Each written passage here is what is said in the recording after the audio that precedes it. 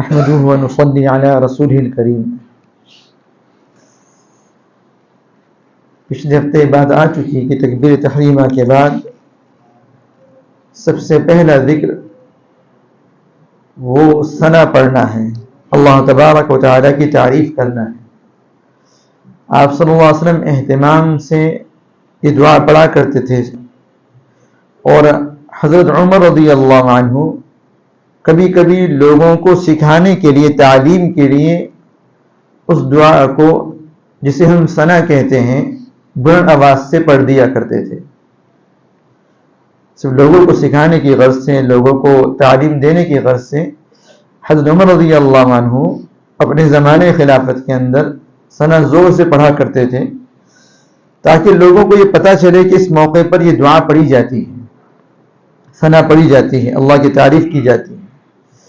تو فرائض میں اہتمام سے اس دعا کو پڑھا جائے، نوافل کے اندر اس کے علاوہ دوسری دعائیں بھی پڑھی جا سکتی ہیں، انی وجہت وجہی للذی والی دعا، ایسے ہی اللہم نقنی من الخطایا کما ینقی الثوب الابیض من الدنس، اللہم اغسل خطایایا بالماء والثلج والبرد۔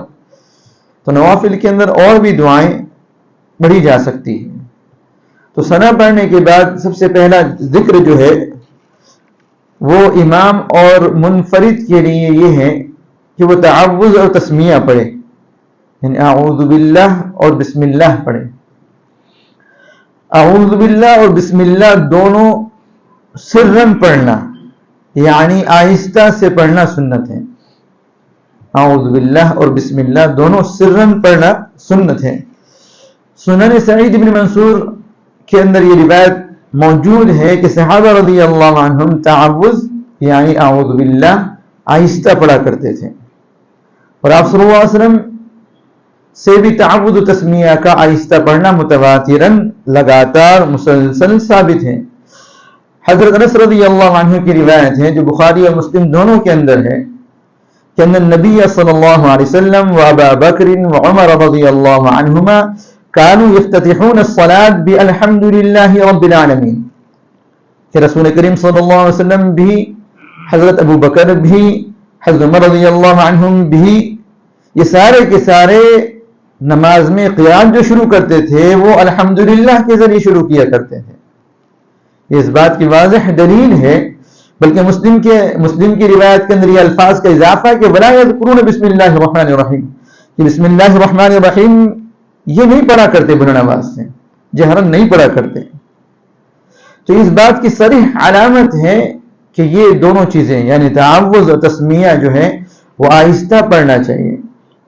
ایک صحابی عبداللہ بن مغفل رضی اللہ عنہ، ایک مرتبہ ان کے بیٹے نے نماز کے اندر بسم اللہ بلند آواز سے پڑھ دی، تو انہوں نے انتہائی سخت انداز میں اپنے بیٹے کو ٹوکا اور کہا اے بنیہ محدث، اے میرے بیٹے یہ بدعت ہے، وہ ایاک والحدث، اور بدعت سے پرہیز کر۔ یعنی انہوں نے بسم اللہ جہرن پڑھنے کو بدعت سے تعبیر کیا اور سخت انداز میں ٹوکا۔ ابن عباس رضی اللہ عنہما سے بسم اللہ جہرن پڑھنے کے بارے میں روایت ہے کہ یہ دیہاتیوں کا فعل ہے، ذالک فعل الاعراب، ابن عباس رضی اللہ عنہ فرماتے ہیں کہ دیہاتیوں کا فعل ہے۔ اس لیے تعوذ اور تسمیہ دونوں پڑھنا ہے، سنت ہے، لیکن آہستہ پڑھنا ہے، سرن پڑھنا ہے، اور اس کے بعد سورہ فاتحہ کی تلاوت کرنا واجب ہے۔ دیکھیے نماز کے اندر قرآن کا پڑھنا فرض ہے، نماز کے اندر قرآن کا پڑھنا فرض ہے، نماز کے ارکان میں سے ہے، اس کے بغیر نماز نہیں ہوگی، قرآن پڑھے بغیر نماز نہیں ہوگی۔ اللہ تبارک و تعالیٰ نے قرآن کریم کے اندر قرآن کے پڑھنے کا، نماز کے اندر قرآن پڑھنے کا حکم دیا، فَقْرَؤُوا مَا تَيَسَّرَ مِنْهُ، اللہ فرماتے ہیں کہ قرآن میں سے جو میسر ہو وہ پڑھو۔ تو اتنی مقدار جس کو قرآن کہا جا سکے اتنی مقدار کا پڑھنا نماز کے اندر فرض ہے۔ اب رہا سورہ فاتحہ کا پڑھنا، تو سورہ فاتحہ کا پڑھنا بھی ضروری ہے، اور سورہ فاتحہ کے ساتھ کوئی دوسری سورت ملانا بھی ضروری ہے۔ سورہ فاتحہ کا پڑھنا بھی ضروری ہے، اور سورہ فاتحہ کے ساتھ کوئی دوسرا سورت ملانا بھی ضروری ہے۔ آپ صلی اللہ علیہ وسلم کا ارشاد ہے، عبادہ بن صامت رضی اللہ عنہ کی روایت ہے کہ لا صلاۃ لمن لم یقرأ بفاتحۃ الکتاب، کہ اس شخص کی نماز نہیں جو سورہ فاتحہ کی تلاوت نہ کرے، جو سورہ فاتحہ نہ پڑھے. اس لیے سورہ فاتحہ کا پڑھنا یہ نماز کے واجبات میں سے ہے، نماز ان چیزوں میں سے ہے جو نماز کے لیے ضروری ہے. تو تعوذ و تسمیہ پڑھنے کے بعد سورہ فاتحہ پڑھنا ہے. اب رہا یہ سوال کس کو پڑھنا ہے اور کیسے پڑھنا ہے، کس کو پڑھنا ہے اور کیسے پڑھنا ہے. تو امام احمد بن حنبل رحمۃ اللہ علیہ فرماتے ہیں کہ لا صلاۃ لمن لم يقرأ بفاتحۃ الکتاب والی جو حدیث ہے یہ منفرد اور امام کے بارے میں وارد ہوئی، امام اور منفرد کے بارے میں یہ حدیث وارد ہوئی. اسی طرح کا قول سفیان ثوری رحمۃ اللہ علیہ سے بھی مروی ہے کہ لا صلاۃ لمن لم يقرأ بفاتحۃ الکتاب والی حدیث امام اور منفرد کے بارے میں ہے. یعنی وہ لوگ جو اپنی نماز میں اصل ہوتے ہیں ان کے لیے آپ صلی اللہ علیہ وسلم کا ارشاد ہے کہ اس شخص کی کوئی نماز نہیں جو سورہ فاتحہ نہ پڑھے. ہاں وہ لوگ جن کی نماز کسی اور کے نماز کے تابع ہوتی ہے جیسے مقتدی، ان کے بارے میں مسلم شریف کے اندر رسول کریم صلی اللہ علیہ وسلم کا ارشاد ہے کہ اذا صلیتم، جب تم نماز پڑھو، فاقیموا صفوفکم، اپنی صفیں جو ہے وہ سیدھی کرو. آپ صلی اللہ علیہ وسلم نے مسلم شریف کے اندر حکم دیا کہ نماز پڑھیں تو صفیں سیدھی کریں. صفوں کو سیدھا کرنا یہ نماز کی درستگی کے لیے، نماز کی تکمیل کے لیے انتہائی ضروری ہے. صفیں درست نہیں ہوں گی، درمیان میں خلل رہے گا، صفیں درست نہیں ہوں گی، صفیں درست نہیں ہوں گی، نماز مکمل نہیں ہوگی. آپ صلی اللہ علیہ وسلم نے پہلا حکم دیا کہ اذا صلیتم، جب تم نماز پڑھو، فاقیموا صفوفکم، تو اپنے صفوں کو درست کرو. بعض روایت میں سووا صفوفکم کا لفظ ہے، اپنے صفیں سیدھی کرو. پھر فرمایا ثم لیؤمکم اکبرکم، جو تم میں سے بڑا ہے وہ امامت کرے. یعنی چاہے وہ بڑا ہو علم کے اعتبار سے یا بڑا ہو اگر علم کے اعتبار سے سب برابر ہیں، بڑھائی امامت کے لیے فوقیت اس کو حاصل ہے جو علم کے اعتبار سے سب سے افضل ہو. اسی وجہ سے رسول کریم صلی اللہ علیہ وسلم کے بعد سارے صحابہ صدیق اکبر رضی اللہ عنہم کے نام پر متفق ہوئے، بلکہ آپ صلی اللہ علیہ وسلم کے حیات طیبہ کے آخری دور کے اندر رسول کریم صلی اللہ علیہ وسلم نے حضرت ابوبکر رضی اللہ عنہ کو نماز پڑھانے کا حکم دیا.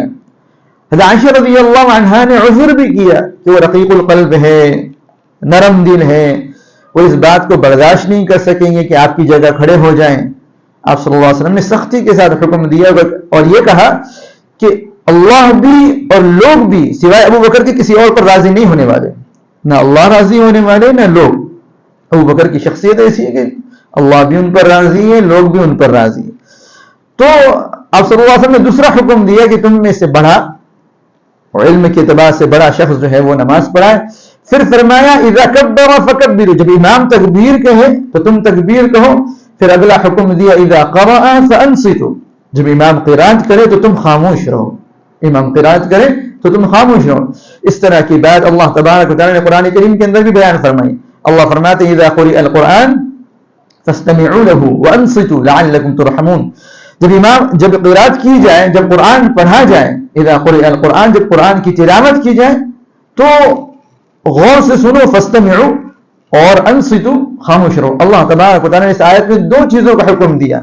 پہلی چیز اللہ تبارک و تعالی نے ارشاد فرمائی فاستمعوا، قرآن پڑھا جائے تو کیا کرو؟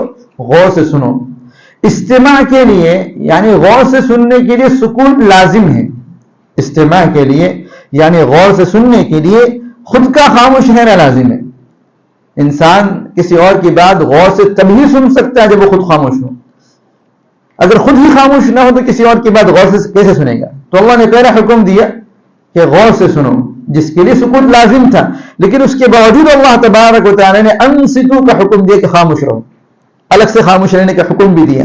تو علماء کہتے ہیں کہ استماع کا تعلق اس نماز سے ہے، غور سے سننے کا تعلق اس نماز سے ہے جہاں قرات قرآن، امام کا قرآن پڑھنا سنائی دے رہا ہوں، تو وہاں اللہ کا حکم استماع جڑ جاتا ہے کہ غور سے سننا ہے. اور جہاں سنائی نہیں دے رہا تو اللہ کا دوسرا حکم ہے وہاں پر انصتوا، خاموش رہو. اگر سنائی دے رہا ہے تو غور سے سنو، اور سنائی نہیں دے رہا ہے تو انصتوا، خاموش رہو. پھر اللہ فرماتے ہیں اگر ایسا کرو گے لعلکم ترحمون، تو یہ فعل جو ہے تم پر رحم کا ذریعہ بنے گا تاکہ تم پر رحم کیا جائے. تو یہ اصول اللہ تبارک تعالیٰ نے قرآن کریم کے اندر بیان فرمایا. قرآن کی تلاوت کی جائے، اللہ نے کہیں یہ قید نہیں لگا کہ جہرن تلاوت کی جائے تو یا سرن تلاوت کی جائے تو، اللہ نے مطلقاً کہا جب قرآن کی تلاوت کی جائے تو کیا کرو؟ استمعوا غور سے سنو، وانصتوا اور خاموش رہو، لعلکم ترحمون تاکہ تم پر رحم کیا جائے۔ اس وجہ اس آیت کی سے استدلال کرتے ہوئے بعض علماء نے یہ کہا ہے، اس آیت سے استدلال کرتے ہوئے، کہ چاہے نماز سری ہو یا جہری ہو، مقتدی کے لیے خاموش رہنا ضروری ہے۔ بعض علماء جیسے امام احمد بن حنبل رحمۃ اللہ علیہ اس بات کے قائل ہے کہ جہری نماز میں، یعنی وہ نماز جس میں زور سے قرأت کی جاتی ہے، مقتدی کے لیے خاموش رہنا لازم ہے، لیکن وہ نماز جس میں سرن قرأت کی جاتی ہے، جیسے ظہر کی نماز اور عصر کی نماز، اس میں مقتدی قرأت کرے گا۔ وہ نماز جس میں سرن آہستہ قرأت کی جاتی ہے، جیسے ظہر اور عصر کی نماز، اس میں مقتدی قرأت کرے گا۔ یہ امام احمد بن حنبل رحمۃ اللہ علیہ کا قول ہے۔ اور دیگر علماء جیسے امام ابو حنیفہ رحمۃ اللہ علیہ اس بات کے قائل ہے کہ ہر نماز میں مقتدی خاموش رہیں۔ خاموش رہنے سے مراد کیا؟ زبان سے قرأت نہ کرے۔ آپ صلی اللہ علیہ وسلم کا جو ارشاد تھا، من کان لہ امام فقراءۃ الامام لہ قراءۃ، کہ وہ شخص جس کا کوئی امام ہے تو امام کی قرأت ہی اس کی قرأت ہے۔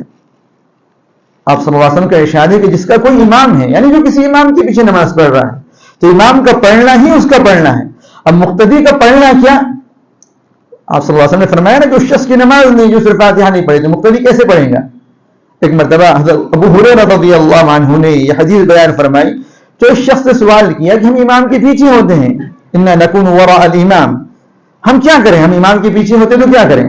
ایک طرف تو حکم یہ ہے کہ جب قرآن پڑھا جائے تو خاموش رہو، غور سے سنو، دوسری طرف حکم یہ ہے کہ اس شخص کی نماز نہیں جو صرف فاتحہ نہ پڑھے، تو مقتدی کیا کریں؟ تو امام حضرت ابو ہریرہ رضی اللہ عنہ نے ارشاد فرمایا، اقرأ بها فی نفسک، اپنے جی کے اندر پڑھ۔ تو مقتدی کی قرأت یہ ہے کہ امام جو کچھ پڑھ رہا ہے اس کے اوپر پورا دھیان لگائے، اپنے جی کے اندر اس کے معنی کا جو ہے استحضار کرے۔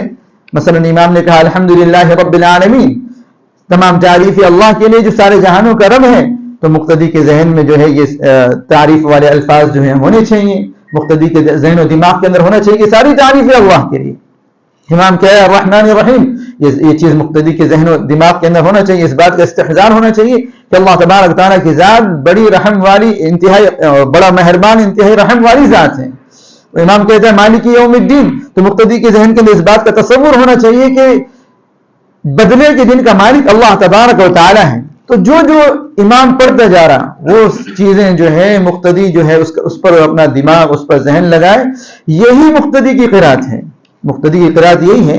مقتدی کے لیے احناف کے نزدیک ان آیات کی روشنی، اس آیت کی روشنی میں، اور ایسے صحابہ رضی اللہ عنہم جیسے امام شعبی رحمۃ اللہ علیہ، علامہ روح المعانی کے اندر علامہ آلوسی رحمۃ اللہ علیہ نے امام شعبی رحمۃ اللہ علیہ کا قول ذکر کیا کہ میں نے 70 بدری صحابہ کو پایا، میں نے 70 بدری صحابہ کو پایا، ان میں سے ہر ایک امام کے پیچھے قرأت کرنے سے منع کیا کرتا تھا۔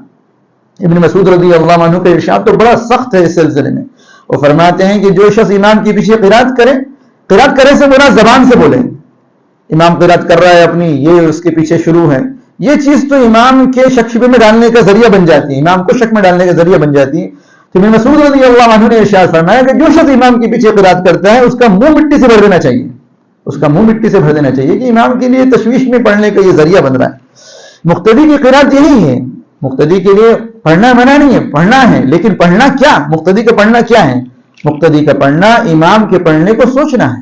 مقتدی امام جو کچھ پڑھ رہا ہے وہ ذہن و دماغ کے اندر جو ہے اس کا استحضار رکھے، اس کے معنی پر غور و فکر کرے، یہی مقتدی کی قرأت ہے۔